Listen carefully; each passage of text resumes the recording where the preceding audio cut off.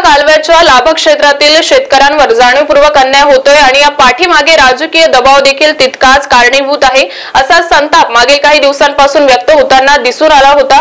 याचीच परिचिती म्हणून आज अकलूज येथील शिवरत्न बंगल्यावर सांगोला, पंढरपूर, माळशिरस आणि फलटण तालुक्यातील नीरा उजव्या कालव्याच्या ढिसाळ नियोजनामुळे अन्याय झाल्याची भावना असणारा शेतकरी वर्ग तसेच विविध पक्ष संघटनांचे पदाधिकारी यांनी एकत्र येत या लढ्याचे नेतृत्व मोहिते पाटील यांनी करावे अशा भावना व्यक्त केल्या।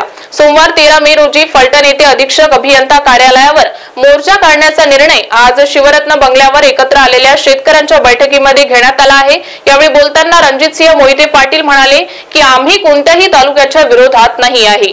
असलो पाहिजे कार्यालयावरती, फलटणच्या कार्यालयावरती आणि धर्मपुरीला सकाळी 10 वाजता दादा तिथं 15 मिनिट वाट बघतील आणि जे उपस्थित असतील 10 वाजता धर्मपुरीला तिथून दादा फलटणला जातील आणि त्याच्यात दादा म्हणजे दादांचं नाव घेतोय मी आहेच।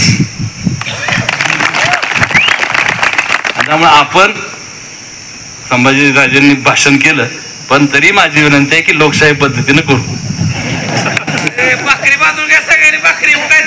पण संख्या मला पाहिजे आणि आपण संख्येनं जायचंय। हा प्रश्न एकट्याचा कोणाचा नाही आणि हा प्रश्न फलटण तालुक्याच्या विरोधात सुद्धा नाहीये।